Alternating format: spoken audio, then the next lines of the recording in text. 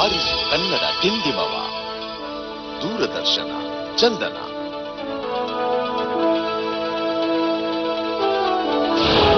ಇದು ಕನ್ನಡ ವಾಹಿನಿ.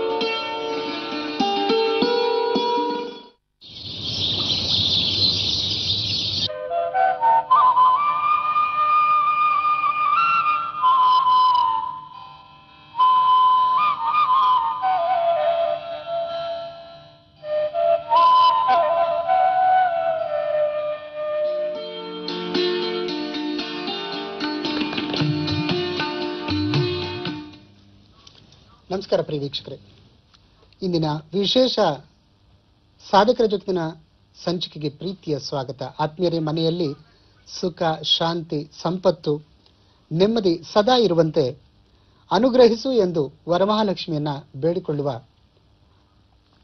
ಹಬ್ಬ ಮತ್ತೆ ಬಂದಿದೆ. ಈ ಹಬ್ಬಕ್ಕೆ ಪೂರಕವಾಗಿ ವರಮಹಾಲಕ್ಷ್ಮಿಯನ್ನು ಕುರಿತಂತ ಒಂದು ಹಾಡನ್ನ ಈಗ ನೋಡೋಣ.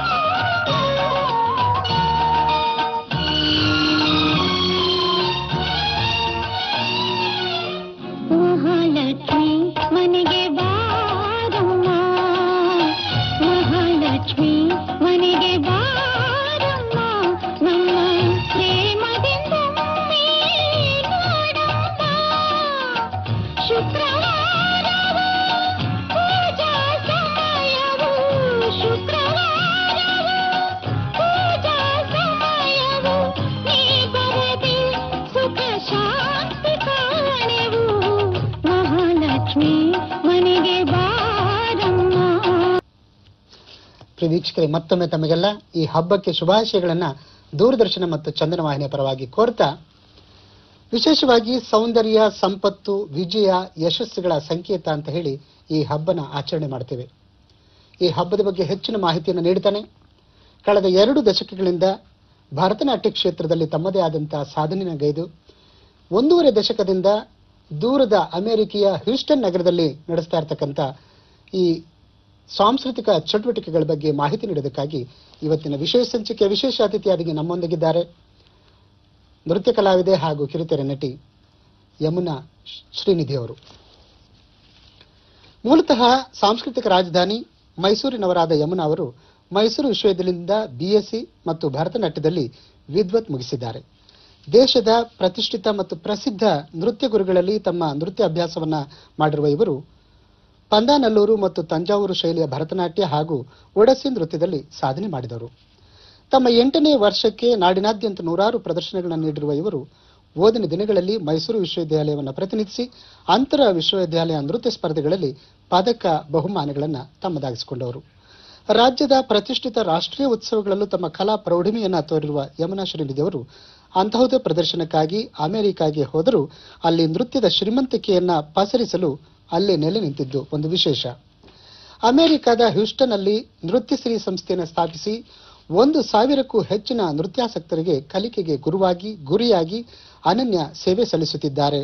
ಅದಕ್ಕಾಗಿ 10 ವೇದಿಕೆಗಳನ್ನು ಸಂಘಟಿಸಿ ನೆರವಾಗಿದ್ದಾರೆ. ಅಮೆರಿಕದ ಹ್ಯೂಸ್ಟನ್ನ ಭಾರತೀಯ ಸಾಂಸ್ಕೃತಿಕ ಕೇಂದ್ರ ಕನ್ನಡ ವೃಂದ, ಅಕ್ಕ ಮತ್ತು ನಾವಿಕ ಸಂಸ್ಥೆಗಳ ಪದಾಧಿಕಾರಿಗಳಾಗಿ ಕಾರ್ಯನಿರ್ವಹಿಸಿರುವ ಇವರು ಕನ್ನಡ ಕಲೆ ಮತ್ತು ಸಂಸ್ಕೃತಿಯ ಪರಿಚಾರಕರಾಗಿ ಸಾಮಾಜಿಕ ಸೇವೆಯಲ್ಲೂ ಕೂಡ ಸಕ್ರಿಯರಾದವರು. ಸದ್ಯ ಬೆಂಗಳೂರಿನಲ್ಲಿ ನೆಲೆಸಿರುವ ಯಮುನಾ ಅವರು ನಟನೆ ಹಾಗೂ ನೃತ್ಯ ಕ್ಷೇತ್ರಕ್ಕೆ ಮತ್ತಷ್ಟು ಚೈತನ್ಯ ಹಾಗೂ ಕೊಡುಗೆ ನೀಡುವ ಯೋಜನೆಯಲ್ಲಿದ್ದಾರೆ. ಅಷ್ಟೇ ಅಲ್ಲ, ಇವರ ನೃತ್ಯ ಮತ್ತು ಕಲೆಗೆ ಸಲ್ಲಿಸಿರುವ ಸೇವೆ ಸಾಧನೆಗಾಗಿ ಕನ್ನಡ ಸಾಹಿತ್ಯ ಪರಿಷತ್ತು ಸೇರಿದಂತೆ ಅಮೆರಿಕದ ಹಲವಾರು ಗೌರವಗಳು ಇವರನ್ನ ಆರಿಸಿ ಬಂದಿವೆ. ಮೇಡಮ್ ನಮಸ್ಕಾರ. ನಮಸ್ಕಾರ ಶಿವರಾಮ್ ಅವ್ರಿಗೆ. ಮೊದಲಿಗೆ ನಾನು ವೀಕ್ಷಕರ ಪರವಾಗಿ, ನಮ್ಮ ವಾಹಿನಿ ಪರವಾಗಿ ವರಮಹಾಲಕ್ಷ್ಮಿ ಹಬ್ಬದ ಶುಭಾಶಯಗಳನ್ನು ಕೋರ್ತಾ ಇದ್ದೇನೆ. ನಿಮಗೂ ಶುಭಾಶಯಗಳು ಹಾಗೂ ಎಲ್ಲ ಚಂದನ ವೀಕ್ಷಕರಿಗೆ, ಎಲ್ಲಾ ಕನ್ನಡ ಬಾಂಧವರಿಗೂ ಕೂಡ ವರಮಹಾಲಕ್ಷ್ಮಿಯ ಹಬ್ಬದ ಶುಭಾಶಯಗಳು. ಧನ್ಯವಾದಗಳು ಮೇಡಮ್. ಇನ್ನು ವರಮಹಾಲಕ್ಷ್ಮಿ ಹೇಳಿ ಕೇಳಿ ಹೆಣ್ಣು ಮಕ್ಕಳಿಗೆ ಬಹಳ ಸಂಭ್ರಮದ ಹಬ್ಬ. ಹೌದು.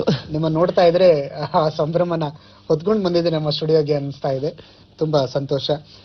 ಈ ಹಬ್ಬಕ್ಕಿರತಕ್ಕಂಥ ವೈಶಿಷ್ಟ್ಯ ಏನ್ ಮೇಡಮ್?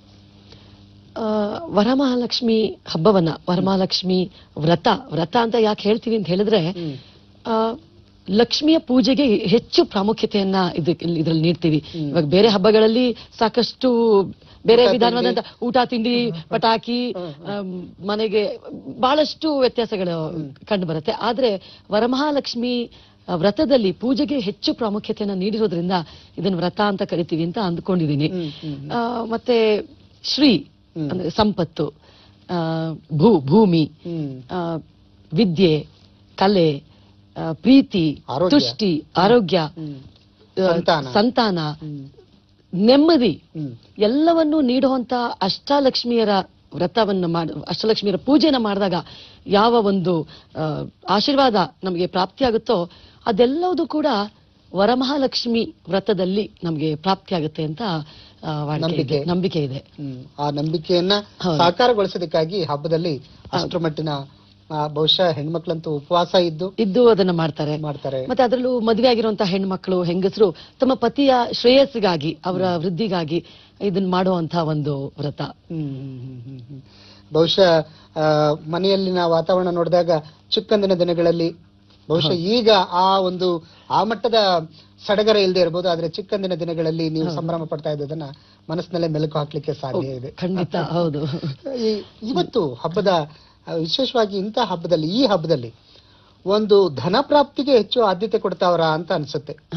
ಖಂಡಿತ. ಯಾಕೆಂದ್ರೆ ನಾವು ಲಕ್ಷ್ಮೀ ಪೂಜೆಗೆ ಇಡುವ ಬೇರೆ ಬೇರೆ ನೈವೇದ್ಯಗಳು ಇತ್ಯಾದಿಗಳಲ್ಲಿ ಜಾಗಗಳಲ್ಲಿ ಬಹುತೇಕ ಬೆಳ್ಳಿ ಬಂಗಾರಗಳೇ ಜಾಸ್ತಿ ಅಥವಾ ಹಣದ ಕಟ್ಟುಗಳೇ ಜಾಸ್ತಿ ಕಾಣಿಸ್ಕೊಳ್ತವೆ.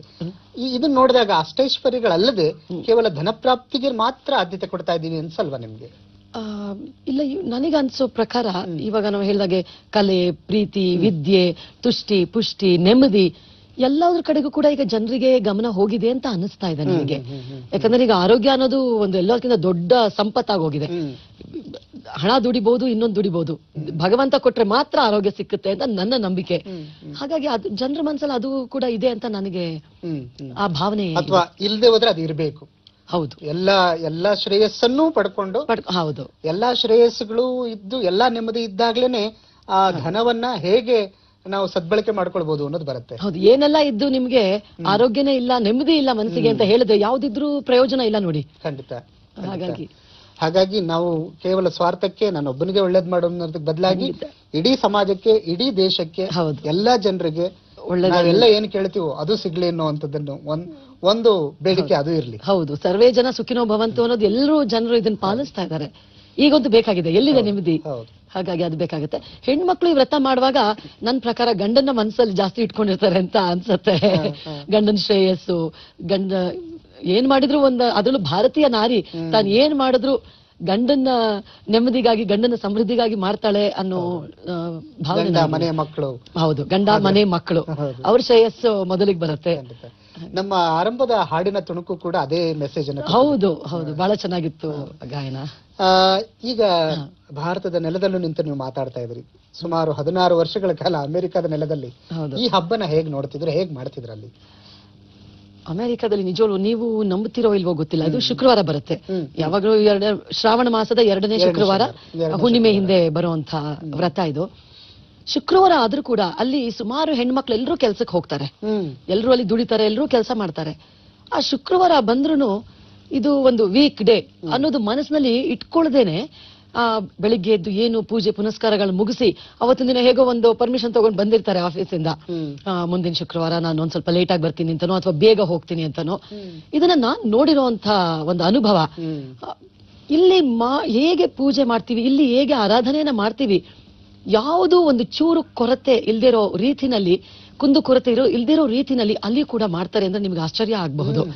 ಮನೆ ಹೊರಗಡೆ ನಿಮ್ಗೆ ಆ ಸಂಭ್ರಮ ಕಾಣಿಸೋದಿಲ್ಲ, ಯಾಕಂದ್ರೆ ನಾವು ಅಮೆರಿಕದಲ್ಲಿ ನೆಲೆಸಿರೋದ್ರಿಂದ ಅಮೆರಿಕದ ಮನೆ ಒಂದ್ ಪಕ್ಕನೂ ನಮ್ಮ ಮನೆ ಇರುತ್ತೆ.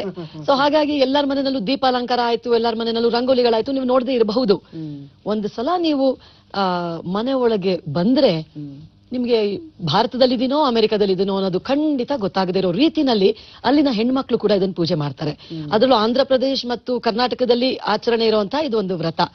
ಸೊ ಅವ್ರು ಯಾವುದೇ ಮನೆಗಳಿಗೆ ನೀವು ಆ ಶುಕ್ರವಾರ ಸಂಜೆ ಹೋದ್ರೆ ಭಾರತದಲ್ಲಿ ಕಾಣುವಂತ ಒಂದು ಸಂಭ್ರಮ, ಒಂದು ನಿಷ್ಠೆ, ಶ್ರದ್ಧೆ, ದೇವರ ಆರಾಧನೆಯನ್ನ ನೀವಲ್ಲಿ ಕಾಣ್ತೀರಾ. ಬಹಳ ಚೆನ್ನಾಗಿ ಮಾಡ್ತಾರೆ. ಎಲ್ರನ್ನೂ ಕುಂಕುಮಕ್ಕೆ ಕರೆಯೋದು ಅದು ಕೂಡ ಅಲ್ಲಿ ಇಟ್ಕೊಂಡಿದ್ದಾರೆ. ಆಮೇಲೆ ಮನೆಯಲ್ಲಿ ಹೆಣ್ಮಕ್ಳು ಇದ್ರು ಅಂತೂ ಲಕ್ಷ್ಮಿ ರೀತಿನೇ ಅವರನ್ನ ಅಲಂಕರಿಸಿರ್ತಾರೆ.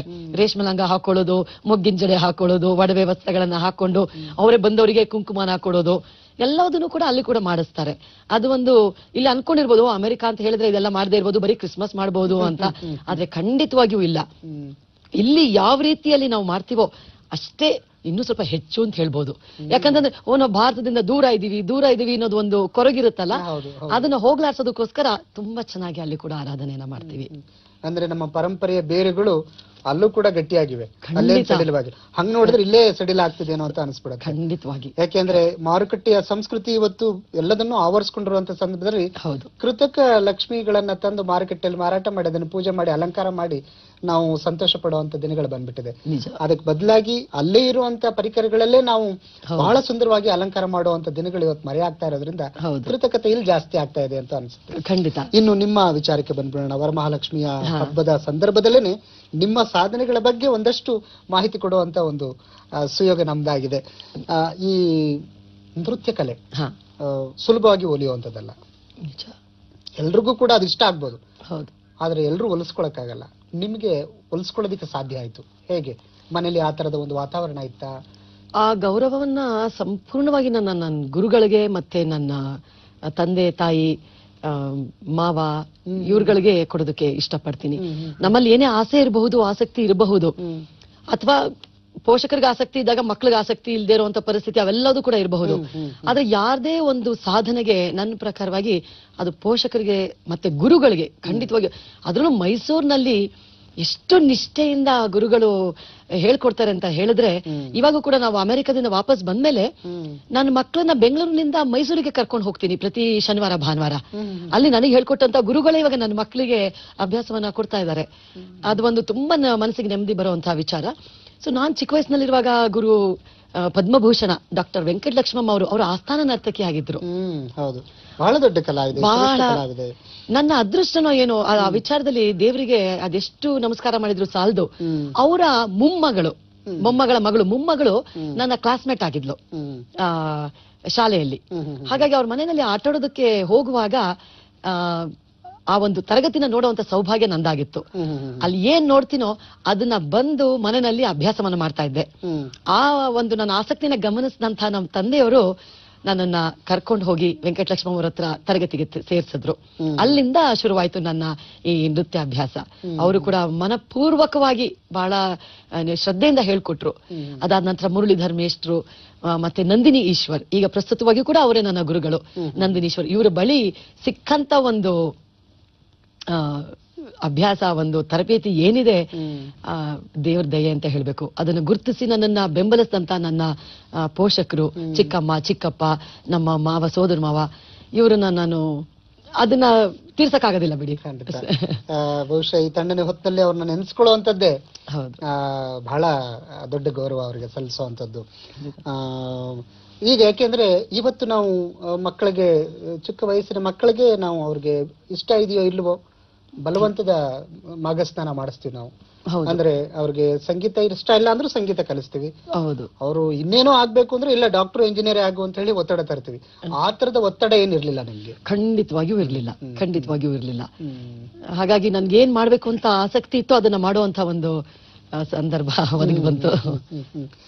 ಬಹಳ ಬೇಗ ಕಲಿತಾನೆ ಗುರುಗಳಿಗೆ ಒಳ್ಳೆ ಮಾರ್ಗದರ್ಶಕರು ಸಿಕ್ಕಿದ್ರು, ಒಳ್ಳೆ ಗುರುಗಳು ಸಿಕ್ಕಿದ್ರು. ಅವರು ಗುರುಗಳು ತೋರಿಸಿದಂತ ಗುರಿ ಬಹಳ ಸ್ಪಷ್ಟವಾಗಿತ್ತು. ಸಾಧನೆ ಕಡೆ ಹೋಗ್ಬೇಕು ಅಂದ್ರೆ ಪರಿಶ್ರಮ ಬೇಕು. ಆ ಪರಿಶ್ರಮನ ಮಾಡ್ತಾನೆ ಬಹಳ ಚಿಕ್ಕ ವಯಸ್ಸಿಗೆ ಪ್ರದರ್ಶನಗಳನ್ನು ನೀಡಕ್ಕೆ ಮುಂದಾದ್ರಿ. ಹೇಗಿತ್ತು ಅದರ ಅನುಭವ? ಮೊದಲು ರಂಗ ಪ್ರವೇಶ ಮಾತ್ರ ಇನ್ನೂ ನೆನಪಿದೆ. ಬಹಳ ಭಯ ಆಗ್ಬಿಟ್ಟಿತ್ತು ನನಗೆ. ಹೊರಗಡೆ ಬಂದ ತಕ್ಷಣ 100 ಜನ ಕೂತಿರ್ತಾರೆ. ಆಮೇಲೆ ಸ್ವಾಮೀಜಿ ಅವರಿದ್ರು, ಆದಿಚುಂಚನಗಿರಿ ಬಾಲಗಂಗಾಧರನಾಥ ಸ್ವಾಮೀಜಿಗಳಿದ್ರು. ಅವ್ರ ಮುಂದೆ ಅದೇ ಮೊದಲನೇ ಪ್ರವೇಶ, ನನ್ನ ರಂಗ ಪ್ರವೇಶವನ್ನು ಮಾಡ್ತಾ ಇರೋದಲ್ಲ, ಮೊದಲನೇ ಕಾರ್ಯಕ್ರಮ. ಆ ಭಯ ಬಹಳವಾಗಿತ್ತು. 10-15 ನಿಮಿಷ ನಾನು ಕತ್ತೆ ಎತ್ತಿರ್ಲಿಲ್ಲ. ಅದೊಂದು ಸಂದರ್ಭ ಇನ್ನೂ ನನ್ಗೆ ನೆನಪಿದೆ. 1987ರಲ್ಲಿ ಮಾಡಿದ್ದು, ಇನ್ನೂ ನೆನಪಿದೆ. ಆದ್ರೆ ಅದು ಕಾರ್ಯಕ್ರಮ ಕೊಟ್ಟ ನಂತರ ಬಹಳಷ್ಟು ಮನಸ್ಸಿಗೆ ಒಂದು ನೆಮ್ಮದಿ, ಏನೋ ಒಂದು ಸಾಧನೆ ಮಾಡಿದೀನಿ ಅನ್ನೋ ಒಂದು ನಂಬಿಕೆ ನನ್ನಲ್ಲಿ ಇತ್ತು. ಮತ್ತೆ ಸುಮಾರು ಕಾರ್ಯಕ್ರಮಗಳು ನೀಡೋದಕ್ಕೆ ಮತ್ತೆ ನಮ್ಮ ಪೋಷಕರು, ಗುರುಗಳು ಬಹಳಷ್ಟು ಸಹಕಾರವನ್ನ ನೀಡಿದ್ರು. ಅದಕ್ಕೆ ಸರಿಯಾಗಿ ಅಭ್ಯಾಸ ಕೂಡ ನಾನು ಮಾಡ್ತಾ ಇದ್ದೆ. ಈವನ್ ಶಾಲೆ, ನಮ್ಮ ಗುರುಗಳು ಕೂಡ, ಶಾಲೆನಲ್ಲಿರುವಂತಹ ಗುರುಗಳು ಕೂಡ ನನ್ನ ಈ ನೃತ್ಯಕ್ಕೆ ಬಹಳ ಪ್ರೋತ್ಸಾಹವನ್ನ ನೀಡ್ತಾ ಇದ್ರು. ಅದು ಬಹಳ ಮುಖ್ಯ. ಅದು ಮನೆಗೆ ಮಾತ್ರ ಸೀಮಿತ ಆಗದೆ, ಹೌದು, ಶಾಲೆ ಕಲಿಕೆಯ ಜೊತೆಗೆ ಅದು ಸಾಗ್ತಾ ಇದ್ರಿಂದ ಹೌದು ಸಾಧನೆಗೆ ಅನುಕೂಲ ಆಯ್ತು. ಹೌದು, ಯಾಕಂದ್ರೆ ಶಾಲೆನ ಮಿಸ್ ಮಾಡುವಂತ ಪರಿಸ್ಥಿತಿ ಬರ್ತಿರುತ್ತೆ. ಅವಾಗ ಅವ್ರು ಅದನ್ನ ಅರ್ಥ ಮಾಡ್ಕೊಂಡು, ನೀನ್ ಅಲ್ಲಿ ಹೋಗಿದ್ಯಲ್ಲ, ಅದು ಹೇಗಾಯ್ತು ಅಂತ ಅದ್ರ ಬಗ್ಗೆ ಅವರು ಪ್ರೋತ್ಸಾಹ ನೀಡಿದಾಗ ನಮ್ಗೆ ತುಂಬಾ ಮನಸ್ಥೈರ್ಯ ಬರ್ತಿತ್ತು. ಪರವಾಗಿಲ್ಲ, ಇವರಿಂದನೂ ನಮ್ಗೆ ಈ ಒಂದು ಬೆಂಬಲ ಇದೆ. ಹೌದು, ಸ್ಕೂಲು ಕಾಲೇಜುಗಳು ಕೂಡ, ಯಾಕೆಂದ್ರೆ ಇವತ್ತಿನ ಓದು ಹೌದು ಸಂಪೂರ್ಣವಾಗಿ ಓದು ಪರೀಕ್ಷೆ ಬರಿ. ಹೌದು, ಇನ್ನು ಈ ತರದ ಸೃಜನಶೀಲ ಚಟುವಟಿಕೆಗಳ ಕಡೆ ಗಮನಕ್ಕೆ ಹೋಗಕ್ಕೆ ಆಗ್ತಾ ಇಲ್ಲ ವಿದ್ಯಾರ್ಥಿನಿಯರು. ಆದ್ರೆ ನಿಮ್ಮ ಕಾಲಕ್ಕೆ ಅದೇ ಆಗ್ಲಿಲ್ಲ, ನಮ್ಮ ಕಾಲಕ್ಕೆ ಅದಿಲ್ಲ. ಈ ತರದವಕ್ಕೆ ಹೆಚ್ಚು ಪ್ರೋತ್ಸಾಹ ಇತ್ತು. ಹೌದು, ಅಷ್ಟು ಪ್ರೆಷರ್ ಇರ್ಲಿಲ್ಲ ನಮ್ಗೆ ವಿದ್ಯಾಭ್ಯಾಸದ ಮೇಲಾಯ್ತು. ಇವಾಗ ನೋಡಿದ್ರೆ ಮಕ್ಕಳಿಗೆ ಏನ್ ಈ ಪರಿಸ್ಥಿತಿ ಬಂದ್ಬಿಟ್ಟಿದೆ, ಇವರೇನು ಮಿಷನ್ಗಳ ಅಥವಾ ಮನುಷ್ಯರ ಅನ್ನೋ ಒಂದು ತುಂಬಾ ನೋವಾಗತ್ತೆ. ಬೀದಿ ಮೇಲೆ ನೀವು ಮಕ್ಳು ಆಟಾಡೋದು ಕಾಣ್ತೀರಾ ಇವಾಗ. ಸ್ಕೂಲ್ ಮುಗಿದ ತಕ್ಷಣ ಟ್ಯೂಷನ್ಸ್ ಬಂದ ತಕ್ಷಣ ಮನೇಲಿ ಕೂತ್ಕೊಂಡು ಬರೀ ಓದು, ಹೋಮ್ವರ್ಕ್. ಇಷ್ಟು 93% ಯಾಕೆ ಬಂತು, 98 ಯಾಕೆ ಬರ್ಲಿಲ್ಲ? ಅದ್ರಲ್ಲಿ ಸ್ವಲ್ಪ ಪೋಷಕರು ಅದನ್ನ ಬಿಡ್ಬೇಕು ಅಂತ ಅನ್ಸುತ್ತೆ. ನಿಮ್ಮ ಅನುಭವದ ಹಿನ್ನೆಲೆಯನ್ನ ನೋಡ್ಕೊಂಡಾಗ ಬಹುಶಃ ನೀವು ಈ ಕೋರಿಕೆ ಮಾಡ್ಕೊಳ್ಳುವಂಥದ್ದು, ಅಥವಾ ನೀವತ್ತು ಕಲಿಸ್ತಾ ಇರ್ತಕ್ಕಂಥ ಮಕ್ಕಳ ಒಂದು ಮನೋ ಸ್ಥೈರ್ಯ ನೋಡಿದ್ರು ಕೂಡ ಇದು ಅನುಭವಕ್ಕೆ ಬಂದ್ಬಿಟ್ಟಿರುತ್ತೆ. ನೀವು ಹೇಗೆ ಕಲಿತಾ ಇದ್ರಿ, ನೀವು ನಿಮ್ಗೆ ಯಾವ ತರದ ಬಿಡುಬೀಸಾಗಿ ನಿಮಗೆ ಸಿಗ್ತಾ ಇದ್ದಂತ ಸ್ವಾತಂತ್ರ್ಯ. ಹಾಗಾಗಿನೇ ನೀವು ವಿಶ್ವವಿದ್ಯಾಲಯನ ಪ್ರತಿನಿಧಿಸಿ ಪ್ರಶಸ್ತಿಗಳ ಸರಮಾಲೆಯನ್ನ ನಿಮ್ಮ ಮುಡಿಗೇರಿಸ್ಕೊಂಡ್ರಿ. ಅಂತರ ವಿಶ್ವವಿದ್ಯಾಲಯ ಸ್ಪರ್ಧೆಗಳು ಅಥವಾ ನಾಡಿನಾದ್ಯಂತ ಸಿಕ್ಕಂತ ಬೇರೆ ಬೇರೆ ವೇದಿಕೆಗಳು. ಈ ವೇದಿಕೆಗಳು ಅಂದ ತಕ್ಷಣ ಅಷ್ಟರ ಮಟ್ಟಿಗೆ ಪ್ರೋತ್ಸಾಹ ಇತ್ತು ಆ ಕಾಲಕ್ಕೂ ಕೂಡ. ಬೇರೆ ಬೇರೆ ಸಂಘ ಸಂಸ್ಥೆಗಳಿರ್ಬೋದು, ಉತ್ಸವಗಳಿರ್ಬೋದು. ಖಂಡಿತವಾಗಿ ಇವಾಗ ಮಾಡ್ತಿರೋಷ್ಟು ದುಡ್ಡು ಖರ್ಚು ಮಾಡದೆ ಇದ್ದಿರಬಹುದು ಆ ಕಾಲದಲ್ಲಿ. ಆದ್ರೆ ಖಂಡಿತವಾಗಿ ಅವೆಲ್ಲವನ್ನು ಆಚರಿಸುವಂತ ರೀತಿ, ಕಲಾವಿದರಿಗೆ ಪ್ರೋತ್ಸಾಹವನ್ನ ನೀಡ್ತಾ ಇದ್ದಂತ ರೀತಿ, ಮತ್ತೆ ಯಾವುದೇ ಕಾರ್ಯಕ್ರಮವನ್ನು ನೋಡಿ ಅವಾಗ ಉಚಿತವಾಗಿರ್ತಾ ಇತ್ತು. ಎಂತ ದೊಡ್ಡ ದೊಡ್ಡ ಮಹಾನುಭಾವರು ನಮ್ಮ ಊರಿಗೆ ಮೈಸೂರಿಗೆ ಪರ್ಫಾರ್ಮ್ ಮಾಡಕ್ ಬರ್ತಾರೆ ಅಂತ ಹೇಳಿದ್ರೆ ಅದೆಲ್ಲ ಉಚಿತವಾಗಿರ್ತಾ ಇತ್ತು. ಹೋಗಿ ನೋಡುವಂತ ಒಂದು ಸೌಭಾಗ್ಯ ಸಿಗ್ತಾ ಇತ್ತು. ಆಮೇಲೆ ನಮಗೂ ಕೂಡ ಎಲ್ಲಾ ರೀತಿಯಿಂದ ಆ ಪ್ರೋತ್ಸಾಹ, ಬೆಂಬಲ. ಇವಾಗ ಏನ್ ನೋಡ್ತೀವೋ ನಾವು ಹಬ್ಬಗಳು, ಆಚರಣೆಗಳು, ಇದೆಲ್ಲದನ್ನು ಕೂಡ ಬಹಳ ಚೆನ್ನಾಗಿ ಅವಾಗ್ಲೂ ಕೂಡ ನಡೆಸ್ಕೊಂಡು ಬರ್ತಾ ಇದ್ರು. ಅದ್ರಲ್ಲಿ ನಾನು ಮೈಸೂರಿನೋಳು ಆದ್ರಿಂದ ದಸರಾ ಮಹೋತ್ಸವ ಅಂತೂ ಅವಾಗಿಂದ ನಡ್ಕೊಂಡು ಬಂದಂತದ್ದೇ. ಆ ಮಹೋತ್ಸವಗಳಲ್ಲಿ ನಿಮಗೂ ಕೂಡ ಇವತ್ತಿಗೂ ಕೂಡ ಸ್ಥಾನ ಸಿಗ್ತಾ ಇದೆ ಅನ್ನುವಂಥದ್ದೇ ಒಂದು ಹೆಗ್ಗಳಿಕೆ ವಿಚಾರ.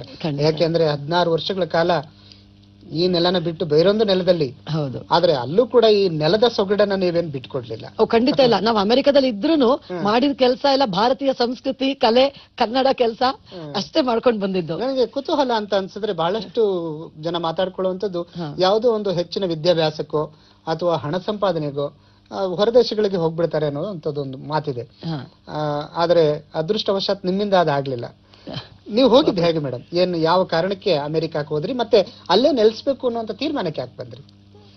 ಅಲ್ಲಿ ನಾರ್ತ್ ಅಮೆರಿಕನ್ ಟೆಂಪಲ್ ಅಸೋಸಿಯೇಷನ್ ಅಂತ ಒಂದು ಸಂಘ ಇದೆ, ಭಾರತೀಯರು ಮಾಡ್ಕೊಂಡಿರುವಂತದ್ದು. ಎಲ್ಲ ಒಂದು ಎಷ್ಟು ಚಿಕ್ಕ ಊರಿದ್ರು ಅಲ್ಲಿ ಒಂದು ನಮ್ಮ ಭಾರತೀಯ ದೇವಸ್ಥಾನ ಇದೆ. ಹಾಗಾಗಿ ಅಲ್ಲಿ ಪ್ರತಿ ವರ್ಷ ಸಾಮಾನ್ಯ ಬೇಸಿಗೆನಲ್ಲಿ ಅಲ್ಲಿ ಕಲಾವಿದರನ್ನ ಕರೆಸಿ ಎಲ್ಲಾ ದೇವಸ್ಥಾನಗಳಿಗೂ ಹೋಗಿ ಕಾರ್ಯಕ್ರಮ ನೀಡುವಂತ ಒಂದು ಇದನ್ನ ಅವ್ರು ಇಟ್ಕೊಂಡಿದ್ದಾರೆ. ಹಾಗಾಗಿ 1997ರಲ್ಲಿ ನನ್ನನ್ನ ಕರೆಸ್ಕೊಂಡಿದ್ರು. ಸುಮಾರು ಒಂದು 18ರಿಂದ 20 ದೇವಸ್ಥಾನಗಳಲ್ಲಿ ನಾನು ಕಾರ್ಯಕ್ರಮ ನೀಡುವಂತ ಒಂದು ಇದಿತ್ತು, ಕಾರ್ಯಕ್ರಮ ಹಾಕೊಂಡಿದ್ರು. ಆ ಸಮಯದಲ್ಲಿ ನಾನು ಅಲ್ಲಿಗೆ ಹೋದ ನಂತರ ಅದೊಂದು 6 ತಿಂಗಳಿದ್ದು ವಾಪಸ್ ಬರೋ ಪರಿಸ್ಥಿತಿ ಇತ್ತು. ವಾಪಸ್ ಬಂದ ನಂತರನು ಕೂಡ ಅಲ್ಲಿ ಹೋದಾಗ ಕೆಲವು ವಿಶ್ವವಿದ್ಯಾನಿಲಯಗಳ ಪರಿಚಯ ಆಗಿತ್ತು ಕಾರ್ಯಕ್ರಮಕ್ಕೆ. ಅವರು ಕೂಡ ಬಂದು ಬಹಳ ಆಸಕ್ತಿಯಿಂದ ನಮ್ಮ ಕಾರ್ಯಕ್ರಮಗಳನ್ನ ನೋಡ್ತಾರೆ. ಅವರು ಇನ್ನೂ ಅವ್ರಿಗೆ ಅದು ನಮ್ಮ ಮಹತ್ವ, ನಮ್ಮ ಕಲೆ, ನಮ್ಮ ಸಂಸ್ಕೃತಿ ತಿಳ್ಕೊಳ್ಬೇಕು ಅನ್ನೋ ಆಸಕ್ತಿ ಅಲ್ಲಿ ಜನರಿಗೆ ಬಹಳ ಇರುತ್ತೆ. ಸೊ ಹಾಗಾಗಿ ನನ್ನ ಪರಿಚಯಗಳನ್ನ ಮಾಡ್ಕೊಂಡ್ರು. ನಾನು ಹೋಗಿ ಬಂದು ಮಾಡ್ತಾ ಇದ್ದೆ ವಿಶ್ವವಿದ್ಯಾನಿಲಯಕ್ಕೆ. ಸೊ ಹಾಗಾಗಿ ಇಲ್ಲಿ ಬಂದ ಮೇಲೆ ಅವರು ಹೀಗೆ ಎಕ್ಸ್ಚೇಂಜ್ ಪ್ರೋಗ್ರಾಮ್ ಮಾಡೋದಕ್ಕೆ ಮತ್ತೆ ವಾಪಸ್ ಬನ್ನಿ ಅಂತ ಕರೆಸ್ಕೊಳ್ಳೋ ಪರಿಸ್ಥಿತಿ ಬಂತು. ಹಾಗಾಗಿ ಮತ್ತೆ ಅಲ್ಲಿ ಹೋಗಿ ಆ ಎಲ್ಲ ಕಾರ್ಯಗಳನ್ನ ಮಾಡಿ ಅಲ್ಲಿ ಉಳ್ಕೊಳ್ಳುವಂತ ಪರಿಸ್ಥಿತಿ ಬಂತು. ಅಷ್ಟರಲ್ಲೇ ಅಲ್ಲೇ ನಮ್ಮ ಶ್ರೀನಿಧಿ ಅವರನ್ನು ಕೂಡ ನಾನು ಭೇಟಿ ಮಾಡಿ ಮೈಸೂರಿಗೆ ಬಂದು ಮದ್ವೆ ಆದ್ವಿ, ಅದೇ ಭೇಟಿ ಮಾಡಿದ್ದಲ್ಲಿ. ಹಾಗಾಗಿ ಅಲ್ಲೇ 16 ವರ್ಷ ನೆಲೆಸ್ಬಿಟ್ವಿ. ಆದ್ರೆ ಮೊದ್ಲಿಂದನೂ ಕೂಡ ನಮ್ಗೆ ಭಾರತಕ್ಕೆ ಒಂದಿನ ವಾಪಸ್ ಹೋಗ್ತೀವಿ ಅನ್ನೋ ನಂಬಿಕೆ ಇತ್ತು, ಮತ್ತೆ ಆ ಪ್ಲಾನಿಂಗ್ ಕೂಡ ಇತ್ತು ಮುಂಚಿತ. ನನಗಿಂತ ಹೆಚ್ಚಾಗಿ ಸತ್ಯ ಹೇಳ್ಬೇಕು ಅಂತಂದ್ರೆ ನಮ್ ಶ್ರೀನಿಧಿ ಅವರು ಮದ್ವೆಗೆ ಮುಂಚೆನೆ ಕೇಳಿದ್ರು, ನೋಡು ನಾನ್ ಭಾರತಕ್ಕೆ ವಾಪಸ್ ಹೋಗೋ ಅಂತವನು, ನನ್ನ ನೆಲಕ್ಕೆ ನನ್ನ ಜನರಿಗೆ ಏನೋ ಒಂದು ಸೇವೆ ಮಾಡ್ಬೇಕು ಅನ್ನೋ ಆಸೆ ನನ್ನಲ್ಲಿದೆ. ಇವಾಗ ಮಾಡಿರುವಂತ ಏನಾಗುತ್ತೆ ನೋಡಿ, ಹೋಗೋವರೆಗೂ ಅಲ್ಲಿ ಹೋಗ್ಬೇಕು ಅನ್ನೋ ಒಂದು ಆಸೆ ಇರುತ್ತೆ, ಅಲ್ಲಿ ಓದ್ಬೇಕು, ಅಲ್ಲಿ ಕೆಲಸ ಮಾಡ್ಬೇಕು, ದುಡಿಬೇಕು ಅನ್ನೋ ಆಸೆ ಇರುತ್ತೆ.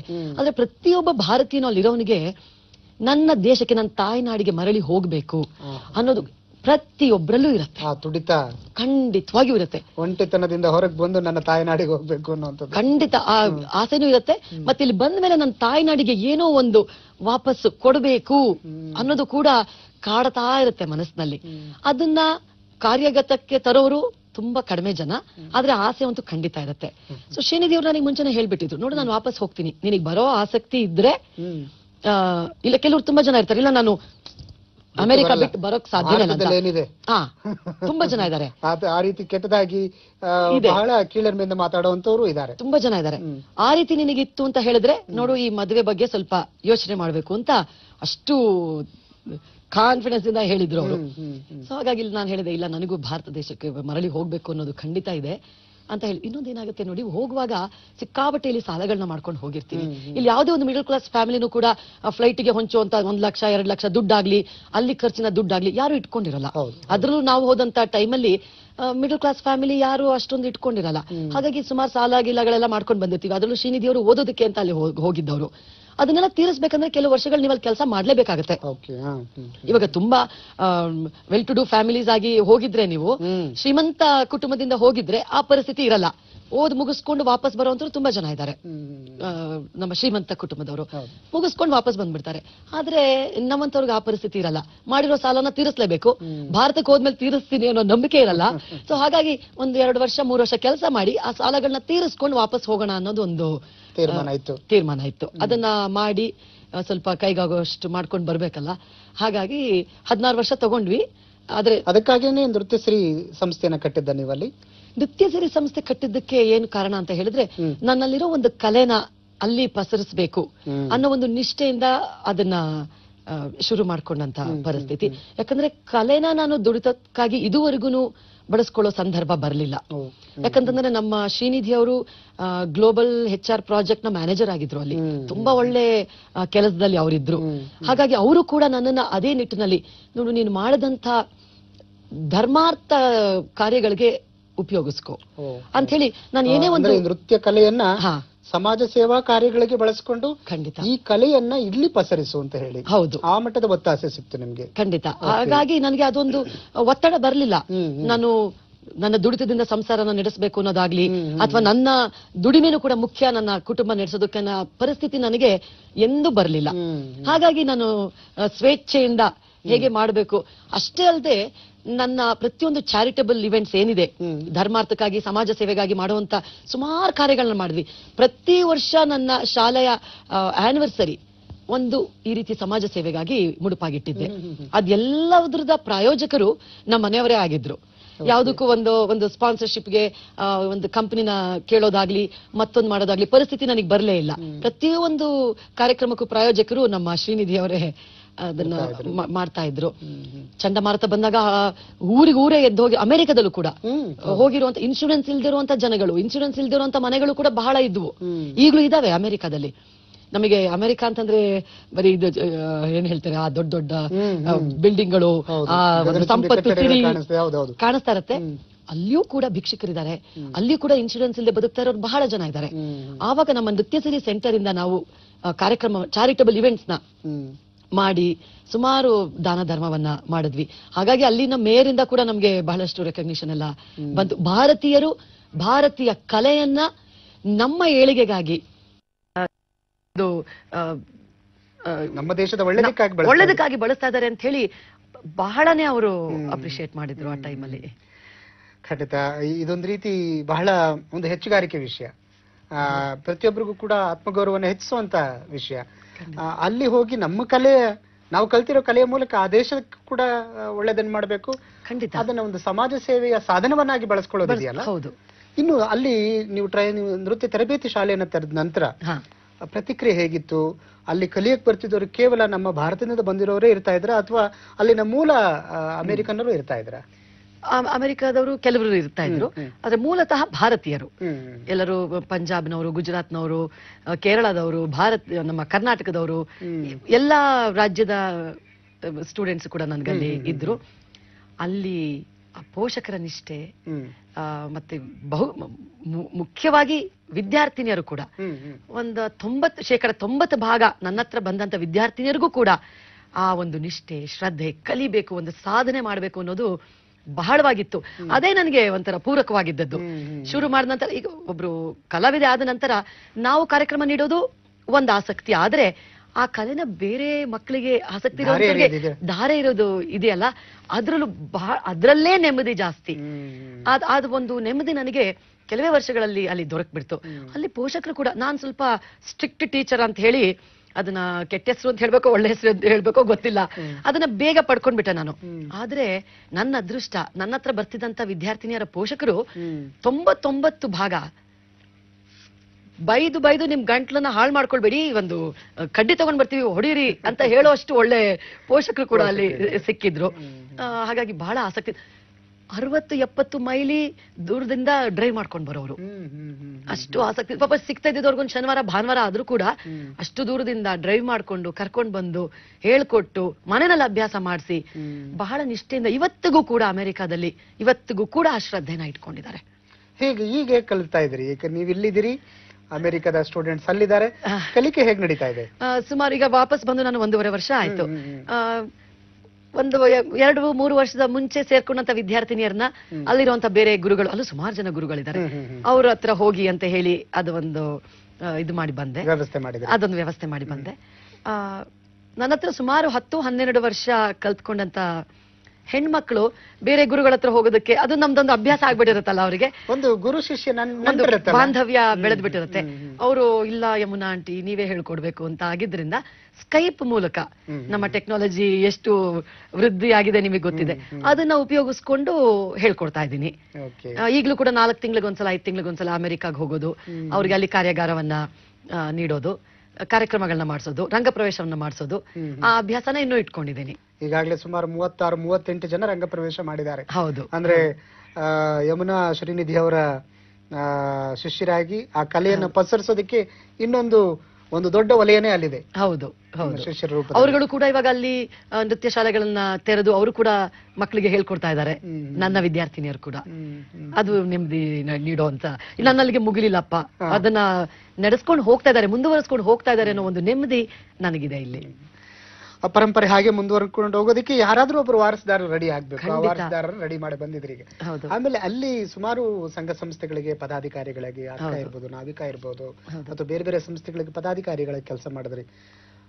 ನಾವು ಇಲ್ಲಿಂದ ನೋಡಿದಾಗ ಇದೊಂದು ಅಲ್ಲಿ ಒಕ್ಕೂಟ ಇಡೀ ಕನ್ನಡಿಗರನ್ನ ಒಂದು ಕಡೆ ಸೇರಿಸಿ ನಮ್ಮ ಕನ್ನಡದ ನಿಜವಾದ ಸೊಬಗನ್ನ ಹೌದು ಹೆಚ್ಚು ಮಾಡ್ತಿರುವಂತದ್ದು ಅಂತೀವಿ. ಹೇಗೆ ಏನ್ ಕಾರ್ಯಕ್ರಮಗಳನ್ನ ಮಾಡಿದ್ರಿ? ನಾನು ಸುಮಾರು ಹ್ಯೂಸ್ಟನ್ ಕನ್ನಡ ವೃಂದದಲ್ಲಿ ಉಪಾಧ್ಯಕ್ಷೆಯಾಗಿ ಅಧ್ಯಕ್ಷೆಯಾಗಿ ಎಲ್ಲ ಸೇವೆನ ಸಲ್ಲಿಸಿದೆ. ಅಲ್ಲಿ ಮಾಡೋದಕ್ಕೆ ನೆಮ್ಮದಿ ಏನು ಅಂತ ಹೇಳಿದ್ರೆ, ನಮ್ಮ ಕನ್ನಡನ ಅವರು ಬಹಳ ಮಿಸ್ ಮಾಡ್ಕೊಳ್ತಾ ಇರ್ತಾರೆ, ನಮ್ಮ ಸಂಸ್ಕೃತಿ ಸಂಸ್ಕಾರ. ಹಾಗಾಗಿ ಅವ್ರಿಗಾಗಿ ದುಡಿತಾ ಇದೀವಿ ಅನ್ನೋದು ಒಂದು ನಮ್ಗೆ ಮನಸ್ಸಿನಲ್ಲಿ ನೆಮ್ಮದಿ ಇರತ್ತೆ. ನೋಡಿ, ನೀವು ಕಮಿಟಿಲಿ ಇರದೇ ಕೂಡ ಕನ್ನಡ ಸೇವೆನ ಮಾಡಬಹುದು, ಆದ್ರೆ ಕೆಲವು ಸಂದರ್ಭದಲ್ಲಿ ನಮ್ಮ ಸೇವೆನ ಸಲ್ಲಿಸೋದಕ್ಕೆ ನಿಮ್ಗೊಂದು ಪೊಸಿಷನ್ ಬೇಕಾಗತ್ತೆ. ಸೊ ಹಾಗಾಗಿ ನನಗೆ ಆ ಒತ್ತಡ ಬಂತು. ನೋಡಿ, ನೀವು 8-10 ವರ್ಷದಿಂದ ಕನ್ನಡಕ್ಕಾಗಿ, ನಮ್ಮ ಕನ್ನಡ ವೃಂದಕ್ಕಾಗಿ ಇಷ್ಟೊಂದು ಮಾಡ್ತಾ ಇದ್ದೀರಾ, ನೀವ್ ಯಾಕೆ ಈ ಒಂದು ಜವಾಬ್ದಾರಿಯನ್ನು ತಗೊಳ್ಬಾರ್ದು? ಆ ರೀತಿಯಾಗಿ ಬಂದು ನಾನು ಸುಮಾರು ಇಂಡಿಯನ್ ಕಲ್ಚರಲ್ ಸೆಂಟರ್ ಅಂತ ಇದೆ, ಅದು ಒಂದು ಅಂಬ್ರೆಲಾ ಆರ್ಗನೈಸೇಷನ್ ತರ, ನಮ್ಮ ಗುಜರಾತಿ, ಕರ್ನಾಟಕ, ಕೇರಳ, ತಮಿಳುನಾಡು ಯಾವುದೇ ಆಗಿದ್ರು ಕೂಡ ಎಲ್ಲರೂ ನಾವು ಕೆಳಗೆ ಬರೋದು ಇಂಡಿಯಾ ಕಲ್ಚರ್ ಸೆಂಟರ್ ಕೆಳಗಡೆ ಬರ್ತೀವಿ. ಅದ್ರಲ್ಲೂ ಕೂಡ ನನ್ನನ್ನ ಡೈರೆಕ್ಟರ್ ಆಗಿ ಆಯ್ಕೆ ಮಾಡಿದ್ರು. ನಿಜ ಹೇಳ್ಬೇಕಂತಂದ್ರೆ ಚಿಕ್ಕ ವಯಸ್ಸಿನಲ್ಲೇ ನನ್ಗೆ ಇಲ್ಲೆಲ್ಲ ಸೇವೆ ಸಲ್ಲಿಸುವಂತ ಒಂದು ಸೌಭಾಗ್ಯ ನನ್ಗೆ ಕೂಡಿ ಬಂತು. ಬಹಳಷ್ಟು ನನ್ನ ವ್ಯಕ್ತಿತ್ವ ಕೂಡ ಇಂಪ್ರೂವ್ ಆಯ್ತು ಅಂತ ಹೇಳ್ಬೋದು ಇಲ್ಲೆಲ್ಲ ಕೆಲಸ ಮಾಡಿ. ಕನ್ನಡಿಗರ ಸೇವೆ ಅಲ್ಲಿ ಅಮೆರಿಕದಲ್ಲಿ ಮಾಡಿದ್ರೇನು, ಬೆಂಗಳೂರಲ್ಲಿ ಮಾಡಿದ್ರೇನು ಎಲ್ಲ ಒಂದೇ. ಅದ್ ನನಗೆ ಬಹಳ ನೆಮ್ಮದಿಯನ್ನ ಕೊಟ್ಟಂತ ಕೆಲಸ ಅಂತ ಹೇಳ್ಬೋದು. ಎಲ್ಲ ಒಂದ್ ಕಡೆ ಒಂದು ತಾಯ್ನಾಡಿನ ಋಣ ತೀರಿಸುವ ಸಂಕಲ್ಪಕ್ಕೆ ಈ ಎಲ್ಲ ಅವಕಾಶಗಳು ಹೌದು ಒದಗಿ ಬಂದಿದ್ದು. ಹೌದು. ಆಮೇಲೆ ಆತರ ಅನಾಥ ಪ್ರಜ್ಞೆಯಲ್ಲಿ ಇರುವಂತ ಅಲ್ಲಿನ ಸತ್ಯ ಕನ್ನಡಿಗರಿಗೆ ಹೌದು ಒಂದು ಬಲವನ್ನ ಕೊಡುವಂತ, ಧೈರ್ಯವನ್ನ ತುಂಬುವಂತ. ನಿಜವಾಗಿಯೂ ಅಲ್ಲಿರುವಂತ ಕನ್ನಡಿಗರು ಅಥವಾ ಭಾರತೀಯರ ಬಗ್ಗೆ ಹೇಳ್ತೀನಿ ನೋಡಿ, ಇಲ್ಲಿಗಿಂತ ನಾವು ಆ ಸೇವೆನ ಅಲ್ಲಿ ಮಾಡ್ಬೇಕಾಗತ್ತೆ. ಯಾಕೆ ಅಂತ ಹೇಳಿದ್ರೆ ಇಲ್ಲಿ ಇವಾಗ ಏನೋ ಒಂದು ನಾವು ಸಮ್ಮೇಳನಗಳನ್ನ ಮಾಡಿದಾಗ ಸರ್ಕಾರದಿಂದ ನೇಮಕ ಆಗಿರುವಂತ ಜನರು ಅದನ್ನ ಮಾಡ್ತಾರೆ, ಅದಕ್ಕೆ ಸಂಬಳ ಸಿಗ್ತಾ ಇರತ್ತೆ. ಅಲ್ಲಿ ನೋಡಿ ಬೇರೆ ಕೆಲಸಗಳನ್ನ ಮಾಡಿಕೊಂಡು, ಅವ್ರದ್ದು ಪ್ರೊಫೆಷನ್ ಬೇರೆ ಇರುತ್ತೆ, ಕೆಲಸ ಬೇರೆ ಇರುತ್ತೆ, ಅದ್ರ ಮಧ್ಯ ಸಮಯನ ಹೊಂದಿಸ್ಕೊಂಡು ಅವರು ಸ್ವಯಂ ಸೇವಕರಾಗಿ ಮಾಡುವಂತ ಸಮ್ಮೇಳನಗಳಿದು. ಯಾರು ಯಾರಿಗೂ ಅಲ್ಲಿ ದುಡ್ಡು ಕೊಡೋದಿಲ್ಲ. ನಾವು 100 ಗಂಟೆಗಳನ್ನ ಒಂದು ಸಮ್ಮೇಳನಕ್ಕೆ ಹಾಕ್ತಿವಿ, 1000 ಗಂಟೆಗಳನ್ನ ಒಂದು ಸಮ್ಮೇಳನಕ್ಕೆ ಹಾಕ್ತಿವಿ. ಅದರಿಂದ ನಮಗೆ ಬರುವಂತದ್ದು ಏನೂ ಇಲ್ಲ. ನಾವು ಸ್ವಯಂ ಸೇವಕರಾಗಿ ಕನ್ನಡಕ್ಕಾಗಿ, ಕನ್ನಡ ಅಭಿಮಾನಕ್ಕಾಗಿ ಆ ಒಂದು ಸಮ್ಮೇಳನಗಳನ್ನಾಯ್ತು, ಹಬ್ಬಗಳನ್ನಾಯ್ತು, ಬೇರೆ ಒಂದು ಕಾರ್ಯಕ್ರಮಗಳನ್ನ ಸಂಯೋಜಿಸ್ತೀವಿ ಅಲ್ಲಿ. ಈಗ ಬೆಂಗಳೂರಿಗೆ ಬಂದಿದ್ರಿ, ಬೆಂಗಳೂರಿನಲ್ಲೇ ನೆಲೆಸ್ಬೇಕು ಅನ್ನೋ ತೀರ್ಮಾನದಲ್ಲಿ ಕೂಡ ಇದ್ದೀರಿ. ಹೌದು, ನಿಜ ಹೇಳ್ಬೇಕಂದ್ರೆ ಮೈಸೂರಿನಲ್ಲಿ ನೆಲೆಸುವಂತ ಇದ್ರಲ್ಲಿ ಬಂದಿದ್ವಿ. ಆದ್ರೆ ಇಲ್ಲಿ ಸ್ವಲ್ಪ ಕೆಲಸ ಮಾಡೋದಕ್ಕೆ ಜಾಸ್ತಿ ಆಪರ್ಚುನಿಟಿ ಇದೆ ಅಂತ ಹೇಳಿವಿ, ಬೆಂಗಳೂರಾಯ್ತು. ನಮ್ಮ ಶ್ರೀನಿಧಿ ಅವ್ರಿಗೂ ನಾನು ಮದುವೆ ಮಾಡ್ಕೊಳಕ್ಕೆ ಮೈಸೂರಿಗೆ ಬಂದ್ರು. ಅವತ್ತೇ ಅವ್ರು ಹೇಳ್ಬಿಟ್ರು, ನಾನ್ ರಿಟೈರ್ಡ್ ಆದಾಗ ಅಮೆರಿಕದಿಂದ ಓಡ್ ಬಂದಾಗ ನಾನ್ ನೆಲೆಸೋದು ಮೈಸೂರು ಅಂತ ಹೇಳಿ. ಮೈಸೂರಿನಲ್ಲೇ ನೆಲೆಸ್ಬೇಕು ಅನ್ನೋ ಒಂದು ಉದ್ದೇಶ ಇತ್ತು, ಇವಾಗ್ಲೂ ಇದೆ. ಮಕ್ಕಳು ಸ್ಕೂಲು ಅದು ಇದು, ಹಾಗಾಗಿ ಬೆಂಗಳೂರಿನಲ್ಲಿ ನೆಲೆಸಿದೀವಿ. ಇಲ್ಲಿ ಮತ್ತೆ ನಿಮ್ಮ ನೃತ್ಯ ತರಬೇತಿ ಅಥವಾ ನೃತ್ಯಕ್ಕೆ ಮತ್ತಷ್ಟು ಕೆಲಸಗಳನ್ನ ಮಾಡಬೇಕು ಅನ್ನುವಂತ ಆಸಕ್ತಿ ಇದೆಯಾ? ಯಾಕೆಂದ್ರೆ ಈಗಾಗಲೇ ಕಿರುತೆರೆಯಲ್ಲಿ ಕಾಣಿಸ್ಕೊಳ್ತಾ ಇದ್ದೀರಿ. ಸಹಜವಾಗಿ ನೃತ್ಯ ಕಲಾವಿದೆಯಾಗಿ ಅಭಿನಯ ಕಲೆ ಜೊತೆಲೆ ಬಂದ್ಬಿಟ್ಟಿರುತ್ತೆ. ಅದಕ್ಕೊಂದು ಈಗ ವೇದಿಕೆ ಸಿಕ್ಕಿದೆ. ಹೌದು. ಏನ್ ಮಾಡ್ಬೇಕು ಅನ್ಕೊಂಡಿದ್ದೀರಿ? ನೋಡಿ, ಇವಾಗ 16 ವರ್ಷ ಅಮೆರಿಕಾದಲ್ಲಿದ್ದು ಈಗ ವಾಪಸ್ ಬಂದಿರೋದ್ರಿಂದ ಒಂದು ಸೇತುವೆಯಾಗಿ ಕೆಲಸ ಮಾಡಬೇಕು ಅನ್ನೋ ಉದ್ದೇಶ ನನ್ನದು. ಅದನ್ನ ಈಗಾಗಲೇ ಮಾಡ್ತಾ ಬಂದಿದ್ದೀನಿ ಕೂಡ. ಬೇಸಿಗೆನಲ್ಲಿ ಜೂನ್, ಜುಲೈ, ಆಗಸ್ಟ್ ಅಮೆರಿಕದಲ್ಲಿ ಬೇಸಿಗೆ ರಜಾ ಮಕ್ಕಳಿಗೆ, ನಮಗೆ ಏಪ್ರಿಲ್, ಮೇ ಇದ್ದ ಹಾಗೆ. ಆ ಸಂದರ್ಭದಲ್ಲಿ ಅಲ್ಲಿನ ಹೆಣ್ಮಕ್ಳು ಗಂಡು ಮಕ್ಕಳು, ಅಲ್ಲಿನ ವಿದ್ಯಾರ್ಥಿನಿಯರಿಗೆ ಭಾರತಕ್ಕೆ ಬಂದು ಅವ್ರಿಗೆ ಆಸೆ ಇದೆ, ಇಲ್ಲಿನ ನಾವು ಗುರುಕುಲ ಸಿಸ್ಟಮ್ ಏನ್ ಹೇಳ್ತೀವಿ ಅದರ ಒಂದು ಅನುಭವ ಪಡ್ಕೊಳ್ಬೇಕು, ಹಳ್ಳಿಗಳಲ್ಲಿ ಕೆಲಸ ಮಾಡಿ ಒಂದು ಅನುಭವ ಪಡ್ಕೊಳ್ಬೇಕು ಅನ್ನೋ ಒಂದು ಆಸೆ ಆ ಮಕ್ಕಳಲ್ಲಿ ಯಾವಾಗ್ಲೂ ಇದೆ. ಅದಕ್ಕೆ ನಾನು ಒಂದು ಸೇತುವೆಯಾಗಿ ಕೆಲಸ ಮಾಡ್ತಾ ಇದ್ದೀನಿ. ಕಳೆದ ವರ್ಷ ನಮ್ಮ ನಂದಿನೀಶ್ವರ್, ನಮ್ಮ ಗುರುಗಳು, ಅವ್ರ ಹತ್ರ ಕರ್ಕೊಂಡು ಹೋಗಿ ಅವರಿಗೆಲ್ಲ ಗುರುಕುಲ ಪದ್ಧತಿಯಲ್ಲಿ ಇಲ್ಲಿ ಗುರುಗಳು ಹೇಗೆ ತರಬೇತಿಯನ್ನ ನೀಡ್ತಾರೆ ಅನ್ನೋ ಒಂದು ಅನುಭವವನ್ನ ಅಲ್ಲಿನ, ಅಂದ್ರೆ ನನ್ನ ವಿದ್ಯಾರ್ಥಿನಿಯರಿಗೆ ಮಾತ್ರ ಅಲ್ಲ, ನ್ಯೂಯಾರ್ಕ್ ಇಂದ ಬಂದಿದ್ರು, ನ್ಯೂ ಜೆರ್ಸಿಯಿಂದ ಬಂದಿದ್ರು, ಕ್ಯಾಲಿಫೋರ್ನಿಯಾದಿಂದ ಬಂದಿದ್ರು, ಶಿಕಾಗೋದಿಂದ ಬಂದಿದ್ರು, ಹ್ಯೂಸ್ಟನ್ ಇಂದ ನನ್ನ ವಿದ್ಯಾರ್ಥಿನಿಯರು ಬಂದಿದ್ರು. ಎಲ್ಲರಿಗೂ ಇದೊಂದು ಉಚಿತವಾದ ಕಾರ್ಯಾಗಾರವನ್ನ ನಾನು ಕಳೆದ ವರ್ಷ ಮಾಡಿದ್ದೆ. ಇದನ್ನ ಪ್ರತಿ ವರ್ಷ ಮುಂದುವರಿಸ್ಕೊಂಡು ಹೋಗ್ಬೇಕು. ಕೇವಲ ಕಲೆ ಸಾಹಿತ್ಯ ಮಾತ್ರ ಅಲ್ಲ, ಈ ವರ್ಷ ಯೂನಿವರ್ಸಿಟಿ ಆಫ್ ಶಿಕಾಗೋ ಇಂದ 5-6 ಜನ ವಿದ್ಯಾರ್ಥಿನಿಯರು, ಬಿಳಿಯೋರು ಕೂಡ, ಅಲ್ಲಿನವರು ಕೂಡ, ಹಾಗೂ ನಮ್ಮ ಮಕ್ಕಳು ಕೂಡ ಬಂದು ನಮ್ಮ ಕರ್ನಾಟಕದ 2 ಹಳ್ಳಿಗಳಲ್ಲಿ 10-12 ದಿವಸ 16 ದಿವಸ ಇದ್ದು ಅಲ್ಲಿ ಸೇವೆ ಸಲ್ಲಿಸಿ ಹೋಗುವಂತ ಒಂದು ಕೆಲಸವನ್ನ ನಮ್ಮ ಒಂದು ಕಂಪನಿ ಮೂಲಕ ಮಾಡ್ತಾ ಇದ್ದಾರೆ. ಅಂದ್ರೆ ಅವರನ್ನ ಸಾಂಸ್ಕೃತಿಕ ರಾಯಭಾರಿಗಳನ್ನಾಗಿ ತಯಾರು ಮಾಡೋದಕ್ಕೆ ನೀವು ಸಂಪರ್ಕ ಸೇತುವೆ ಕೆಲಸವನ್ನ ಮಾಡಿ. ಅನುಭವ ಹೇಗಿದೆ ಮೇಡಮ್? ತುಂಬಾ ಚೆನ್ನಾಗಿದೆ. ಮೊದಲನೇ ಬಾರಿಗೆ ಮಾಡ್ಬೇಕು ಅಂತ ಒಂದು ಅದು ಖಂಡಿತ ನನಗೆ ಆಸೆನೂ ಇರ್ಲಿಲ್ಲ, ಒಂದು ಉದ್ದೇಶನೂ ಇರ್ಲಿಲ್ಲ. ಇಲ್ಲಿಗೆ ಬಂದ ನಂತರ ಒಬ್ರು ಗೆಳೆಯರಿಂದ ಈ ರೀತಿ ಮಾಡ್ಬೇಕು ನೀವು ಅಂತ ಕೇಳ್ಕೊಂಡ್ರು. ಹಾಗಾಗಿ ಅದನ್ನು ಒಂದು ಪ್ರಯತ್ನ ಮಾಡ್ಬಿಡೋಣ. ಇವಾಗ ಏನಿವೆ ಬೆಂಗಳೂರಲ್ಲಿ ಇದೀವಲ್ಲ, ಸೊ ಹಾಗಾಗಿ ಅದೊಂದು ಪ್ರಯತ್ನ ಮಾಡೋಣ ಅಂತ. ಚಿಕ್ಕ ವಯಸ್ಸಿನ ನನಗೆ ಸತ್ಯ ಹೇಳ್ಬೇಕಂದ್ರೆ ಆಸೆ ಇತ್ತು. ಅವಾಗ 1-2 ಸಲ ನಮ್ಮ ತಂದೆಯವರಿಗೆ ಹೇಳಿದ್ದೆ. ಅವರು ಅವರ ಒಂದು ಲುಕ್ಕಲ್ಲೇ ಅದನ್ನ ನಿಲ್ಲಿಸ್ಬಿಟ್ಟಿದ್ರು. ಏನು ಮೈಸೂರಿನಲ್ಲಿ ಭರತನಾಟ್ಯ ಕಲ್ತು ಒಂದು ಮಿಡಲ್ ಕ್ಲಾಸ್ ಫ್ಯಾಮಿಲಿನಲ್ಲಿ ಇದ್ದು ತುಂಬಾ ಶಾಸ್ತ್ರೀಯವಾದ ನೃತ್ಯವನ್ನ ಕಲ್ತು ಇರುವಂತವಳಿಗೆ ಇದೇನು ನಟನೆ ಸಿನಿಮಾ ಮಾತಾಡ್ತಾ ಇದ್ದಾಳಲ್ಲ ಮಗಳು ಅಂತ ಹೇಳಿ ಅವ್ರಿಗೊಂದು ಶಾಕ್ ಆಗ್ಬಿಟ್ಟಿತ್ತು ಅವಾಗ. ಸೊ ಹಾಗಾಗಿ ಅದಕ್ಕೆ ಅವಕಾಶನೇ ಇರ್ಲಿಲ್ಲ. ಇವಾಗ ಈ ಒಂದು ಆಸೆ ಅಲ್ಲಿಗೆ ನಿಂತು ಹೋಗಿತ್ತು. ಇದೊಂದು ಅವಕಾಶ ಬಂದಾಗ ನಮ್ಮ ಮನೆಯವರಿಗೆ ಕೇಳಿದೆ, ಅವರು ಇಲ್ಲ ಇದು ಪ್ರಯತ್ನ ಮಾಡು ನೀನು, ನಿನಗೆ ಆ ಟ್ಯಾಲೆಂಟ್ ಇದೆ ಇರೋದ್ರಿಂದ, ಅವರು ಕರಿತಾ ಇರೋದ್ರಿಂದ ನೀನೇನು ಅದರಿಂದ ಹೋಗ್ಲಿಲ್ಲ, ಅದು ನಿನಗ್ ಬಂದಿದೆ, ಹಾಗಾಗಿ ಇದೊಂದು ನೀನ್ ಮಾಡ್ಬೇಕು ಅಂತ ಹೇಳಿ ನನಗೆ ತುಂಬಾ ಬೆಂಬಲವನ್ನ ನೀಡಿದ್ರು. ಅವ್ರು ನನಗೆ ಆ ಪ್ರೋತ್ಸಾಹ ಕೊಡದೇ ಇದ್ದಿದ್ರೆ ನಾನು ಹೋಗ್ತಾ ಇರ್ಲಿಲ್ಲ. ಬಟ್ ತುಂಬಾ ಚೆನ್ನಾಗಿದೆ, ನನ್ನ ಅನುಭವ ಬಹಳ ಚೆನ್ನಾಗಿದೆ. ಮೊದಲನೇ ಸಲ ಇದು ಮಾಡ್ತಾ ಇದ್ದೀನಿ ಅನ್ನೋ ಅನುಭವನ ನನ್ಗೆ ಅಲ್ಲಿ ಯಾರು ಕೊಡ್ಲೇ ಇಲ್ಲ. ಅಷ್ಟು ಚೆನ್ನಾಗಿ ನನಗೆ ಬೆಂಬಲವನ್ನ ನೀಡ್ತಾ ಬಂದಿದ್ದಾರೆ ಇವನ್ ನಮ್ಮ ಕ್ರೂ ಮೆಂಬರ್ಸ್. ಹಾಗಾಗಿ ಚೆನ್ನಾಗಿ, ಅಂದ್ರೆ ಹೆಸರಿನಲ್ಲಿ ಮಾತ್ರ ನಿಧಿ ಆಗ್ಲಿಲ್ಲ, ಹೃದಯ ಶ್ರೀಮಂತಿಕೆಯಲ್ಲೂ ನಿಧಿಯಾಗಿ ನಿಮ್ಮ ಶ್ರೀನಿಧಿ ಅವರು ಪ್ರೋತ್ಸಾಹವನ್ನು ಕೊಡ್ತಾ ಇದ್ದಾರೆ. ಖಂಡಿತ, ಮದ್ವೆ ಆದ್ಮೇಲೆ ಅದೇ ಮುಖ್ಯ ಅಲ್ಲ. ಹೌದು ಹೌದು. ಮದುವೆಗೆ ಮುಂಚೆ ಪೋಷಕರಿಗೆ ಹೋಗುತ್ತೆ ಆ ಒಂದು ಗೌರವ, ನಾವ್ ಏನ್ ಮಾಡಿದ್ರು ಕುಟುಂಬದವರಿಗೆ, ಗುರುಗಳಿಗೆ ಹೋಗುತ್ತೆ. ಮದ್ವೆ ಆದ ನಂತರ ನಾವ್ ಏನಾಗಿರ್ತೀವೋ ನೋಡಿ, ಒಬ್ರು ಪುರುಷನ ಸಕ್ಸಸ್ ಹಿಂದೆ ಮಹಿಳೆ ಇರ್ತಾಳೆ ಅಂತ ಹೇಗೆ ಹೇಳ್ತಿರೋ, ಪುರುಷನ ಯಶಸ್ಸಿನ ಹಿಂದೆ ಮಹಿಳೆ ಹೇಗಿರ್ತಾಳೆ ಅಂತ ಹೇಳ್ತಿರೋ, ಅದೇ ರೀತಿ ಪ್ರತಿಯೊಬ್ಬ ಯಶಸ್ವಿಯಾದ ಮಹಿಳೆಯ ಹಿಂದೆ ಪುರುಷನ ಪಾತ್ರ ಖಂಡಿತವಾಗಿಯೂ ಇರುತ್ತೆ. ನಾನು ನನ್ನ ತರಗತಿಯಲ್ಲಿ ಇದ್ದಂತ ಸುಮಾರು ಜನ ಹೆಣ್ಮಕ್ಳು, ನನಕ್ಕಿಂತ ಬಹಳ ಚೆನ್ನಾಗಿ ನೃತ್ಯವನ್ನ ಮಾಡ್ತಿದ್ದಂತ ಹೆಣ್ಮಕ್ಳು ಮದ್ವೆ ಆದ ನಂತರ ಸಂಪೂರ್ಣವಾಗಿ ನಿಲ್ಲಿಸ್ಬಿಟ್ಟಿದ್ದಾರೆ. ನಮ್ಮ ಗುರುಗಳು ಕೂಡ ಇವತ್ತಿಗೂ ಆ ನೋವನ್ನ ಮನಸ್ಸಲ್ಲಿ ಇಟ್ಕೊಂಡಿದ್ದಾರೆ. ಅಷ್ಟು ಚೆನ್ನಾಗಿ ಮಾಡ್ತಾ ಇದ್ಲು, ಮದ್ವೆ ಆದ ತಕ್ಷಣ ನಿಲ್ಲಿಸ್ಬಿಟ್ಲಲ್ಲ. ಆ ಕೊರಗು ಪಾಪ ಅವ್ರಿಗೂ ಇರುತ್ತೆ, ಅವ್ರ ಪೋಷಕರಿಗೂ ಇರುತ್ತೆ, ಆ ಹೆಣ್ಮಕ್ಳಿಗೂ ಇರುತ್ತೆ. ಹಾಗಾಗಿ ಅದು ಸಂಪೂರ್ಣವಾಗಿ ಪತಿಗೆ ಸಲ್ಲಬೇಕಾದಂತ ಗೌರವ. ಆಗ್ಲಿ ಸರ್, ಆಗ್ಲಿ. ಇದೊಂದು ಇಂಥ ಒಂದು ಅದ್ಭುತ ಕಲೆಯನ್ನ ನೀವು ಮೈಗೂಡಿಸ್ಕೊಂಡು ಆ ಕಲೆಗೆ ಒತ್ತಾಸೆಯಾಗಿ ನಿಂತಿರುವಂತ ಪತಿ ಅಥವಾ ಗುರುಗಳಿರ್ಬೋದು, ಬೇರೆ ಬೇರೆ ಸ್ನೇಹ ವಲಯ ಇರ್ಬೋದು, ಇವರ ಮೂಲಕ ಈ ಒಂದು ಕಲೆ ಇನ್ನಷ್ಟು ಊರ್ಧ್ವಮುಖಿಯಾಗಿ ಬೆಳೆಯಲಿ ಅಂತ ಹೇಳಿ ಹಾರೈಸ್ತೀನಿ. ನಿಮ್ಮಿಂದ ಸಾಕಷ್ಟು ಕೆಲಸಗಳಾಗಬೇಕಿದೆ, ಆ ಎಲ್ಲಾ ಕೆಲಸಗಳಿಗೆ ಯಶಸ್ಸನ್ನ ಕೋರ್ತೇನೆ. ಇವತ್ತು ವರಮಹಾಲಕ್ಷ್ಮಿಯ ಹಬ್ಬದ ದಿನ ಬಂದು ವರಮಹಾಲಕ್ಷ್ಮಿಯ ವೈಶಿಷ್ಟ್ಯತೆ ಬಗ್ಗೆ ತಿಳಿಸ್ಕೊಟ್ಟಿದ್ದೀರಿ, ಹಾಗೇನೆ ನಿಮ್ಮ ಅನುಭವಗಳನ್ನು ನಮ್ಮ ಜೊತೆ ಹಂಚಿಕೊಂಡಿದ್ರಿ. ನಿಮ್ಮ ಸಾಧನೆಯ ಸಂಕ್ಷಿಪ್ತ ಪರಿಚಯ ಇಲ್ಲಾಗಿದೆ ಅಂತ ಭಾವಿಸ್ತಾ ಈ ಕಾರ್ಯಕ್ರಮಕ್ಕೆ ಬಂದಿದ್ದಕ್ಕಾಗಿ, ಈ ವಿಶೇಷ ಸಂಚಿಕೆಯಲ್ಲಿ ಪಾಲ್ಗೊಂಡಿದ್ದಕ್ಕಾಗಿ ವೀಕ್ಷಕರು ಮತ್ತೆ ವಾಹಿನಿ ಪರವಾಗಿ ತಮಗೆ ಗೌರವಪೂರ್ವಕವಾದಂತಹ ನಮನಗಳು. ನಮಸ್ಕಾರ ಮೇಡಮ್. ನಮಸ್ಕಾರ. ಕನ್ನಡ ನಾಡಿನಲ್ಲಿ, ಕನ್ನಡ ಭೂಮಿ ಮೇಲೆ ಕನ್ನಡಿಗರೊಂದಿಗೆ ಈ ಹಬ್ಬದ ದಿನ ನನ್ನೆರಡು ಮಾತುಗಳನ್ನ ಹಂಚ್ಕೊಳ್ಳೋದಕ್ಕೆ ನನ್ನಲ್ಲಿ ಕರೆಸ್ಕೊಂಡಿದ್ದಕ್ಕೆ ನಿಮಗೆ, ನಮ್ಮ ಚಂದನದವರಿಗೆ ಹೃತ್ಪೂರ್ವಕವಾದ ಧನ್ಯವಾದಗಳು. ಇಲ್ಲಿಗೆ ಇಂದಿನ ಸಂಚಿಕೆ ಮುಕ್ತಾಗುತ್ತೆ. ಮತ್ತೊಂದು ಸಂಚಿಕೆಯಲ್ಲಿ ಮತ್ತೆ ಭೇಟಿಯಾಗೋಣ. ನಮಸ್ಕಾರ.